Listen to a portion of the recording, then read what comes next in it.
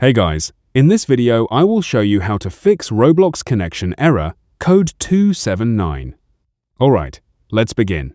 First, open the official Roblox status page and confirm that all systems are operational. If Roblox servers are down, the connection error may be caused by service outages. Next, search for Troubleshoot settings. Open other troubleshooters and select the Network and Internet option, then click Run to start diagnosing your connection. The troubleshooter will scan for network issues and provide automatic fixes if any problems are detected. If no issues are found, proceed with manual solutions. Restart your Wi-Fi adapter to refresh the connection. You can also switch to a different network to rule out network-specific problems. Additionally, reboot your router or modem to clear temporary glitches that may affect connectivity. So that's basically how you can fix Roblox connection error code 279. That's it for this video. Thanks.